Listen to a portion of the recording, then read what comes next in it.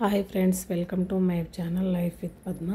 ఈరోజు ఈజీగా చేసుకునే గుడ్డు కూరను ఏ విధంగా చేయాలో చూపిస్తాను. చూడండి, పొయ్యి పైన బాండి పెట్టేసి అందులో కర్రీకి తగినంత ఆయిల్ వేసుకోవాలి. ఆయిల్ కొంచెం వేడైన తర్వాత సన్నగా తరిగి పెట్టుకున్న ఆనియన్స్ను అందులో యాడ్ చేయాలి. ఆయిల్ కొంచెం వేడైన తర్వాత ఆనియన్స్ని యాడ్ చేసుకోవాలన్నమాట. ఆయిల్ వేడవుతుంది. ఇక్కడ సన్నగా తరిగి పెట్టుకున్న ఆనియన్స్ని వేసుకోవాలి.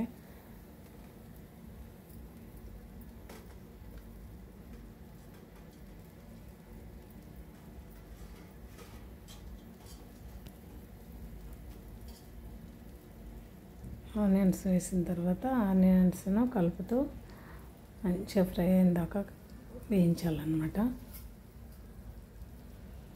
అందులో కొంచెం సాల్ట్ యాడ్ చేస్తే తొందరగా ఫ్రై అవుతాయి. ఇవి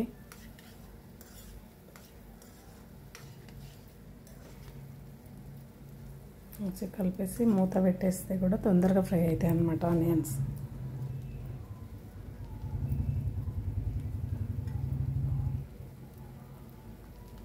కొంచెం ఫ్రై అయిన తర్వాత ఇందులో పసుపు, మన కర్రీకి సరిపోయినంత పసుపు యాడ్ చేసుకోవాలి. పసుపు సాల్ట్ వేస్తే ఆనియన్స్ తొందరగా ఫ్రై అవుతాయి. అందుకని పసుపును సాల్ట్ను కొంచెం ఆనియన్స్ ఫ్రై కాగానే వేస్తే ఇవి తొందరగా ఫ్రై అవుతాయి అన్నమాట.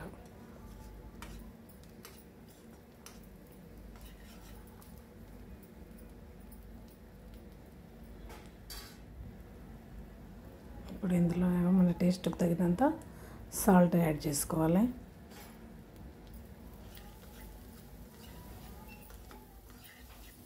రెండు వేసిన తర్వాత కలిపేసి మంచిగా మూత పెట్టి మంచిగా ఆనియన్స్ను మగ్గనివ్వాలి. ఆనియన్స్ మంచిగా మగ్గితేనే ఈ కర్రీకి టేస్ట్ బాగా వస్తుందన్నమాట. మూత పెట్టేసి ఆనియన్స్ను మంచిగా మగ్గనివ్వాలి. చూడండి, ఆనియన్స్ 50% వరకు మగ్గినాయి. మళ్ళీ ఒకసారి మంచిగా కలిపేసి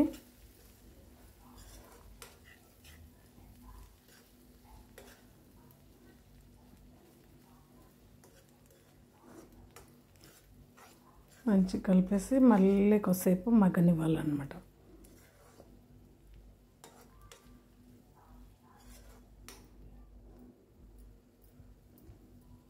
సన్నని మంట మీద ఫ్రై చేస్తున్నాం కాబట్టి కొంచెం టైం ఎక్కువ తీసుకుంటుంది.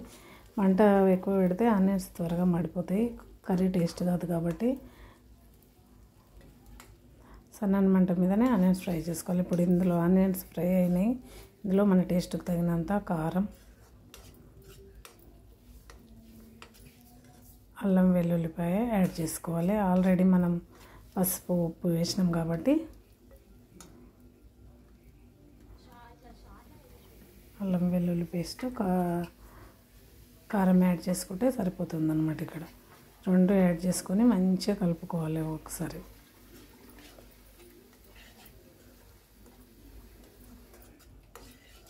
ఈ గుడ్డు కూరలో కొంచెం కారం ఎక్కువనే పడుతుంది. గుడ్డు కూరలో కానీ నాన్ వెజ్ కర్రీస్లో కానీ కారం ఎక్కువగానే పడుతుంది కాబట్టి కొంచెం కారం మన టేస్ట్కు తగినట్టు మరీ ఎక్కువ కాకుండా వేసుకోవాలన్నమాట. వేసి మళ్ళీ కొద్దిసేపు మూత పెట్టేసి మంచిగా మగ్గనివ్వాలి. ఆనియన్స్ ఫ్రై అయినాయి మంచిగా. మళ్ళీ మంచిగా కలుపుకొని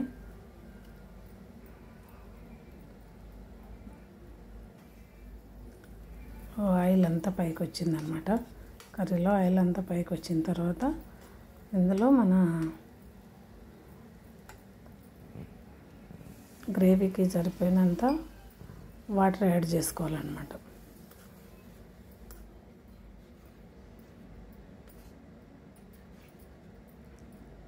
వాటర్ యాడ్ చేసుకున్న తర్వాత కలిపేసి మూత పెట్టి మొత్తం ఆయిల్ అంతా వాటర్ అంతా దగ్గరకు అయ్యేంత వరకు మూత పెట్టేసుకోవాలి. ఇప్పుడు చూడండి, వాటర్ అంతా దగ్గరికి అయినాయి. ఇప్పుడు ఇందులో గుడ్లను కొట్టి వేస్తున్నాం అన్నమాట.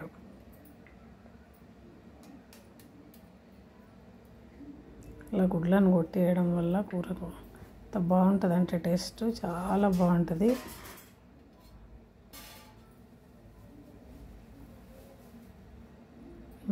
మరీ ఎక్కువ గ్రేవీ లేకుండా గుడ్డు మొత్తం అదే విధంగా అట్లనే ఉంచుతాం అన్నమాట. ఈ కర్రీలో మనం మొత్తం గుడ్డునంతా కలిపేయము కాబట్టి కర్రీకి మంచి టేస్ట్ వస్తుంది.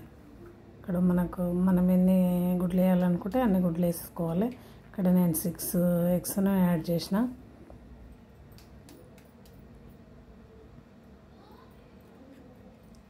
వేసి అలాగే కలపకుండా మూత పెట్టుకోవాలన్నమాట. గుడ్లను ఉడకనివ్వాలి అదే విధంగా. ఇప్పుడు చూడండి గుడ్లు 50% వరకు ఉడికినాయి.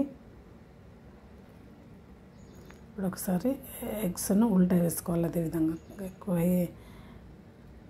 మొత్తం కలవకుండా దాన్ని గుడ్డును సపరేట్గా తిప్పివేయాలంతే. చూడండి అన్ని గుడ్లను తిప్పివేసినాము. ఇదే విధంగా ఉడుకుతాయి అన్నమాట. మళ్ళీ మూత పెట్టేసి కొంచెంసేపు మగ్గనివ్వాలి. చూడండి టేస్టీ ఎగ్ కర్రీ రెడీ అయిపోయింది. ఇక్కడ గ్రేవీ ఎంత దగ్గర పడి ఎంత చక్కగా వచ్చింది చూడండి. ఏ గుడ్డుకు ఆ గుడ్డు సపరేట్గా ఎంత బాగుంది చూడండి. చాలా చక్కటి గ్రేవీతోనే ఎగ్ కర్రీ రెడీ అయిపోయింది.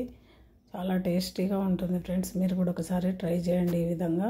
Thank you for watching friends. Please like and subscribe.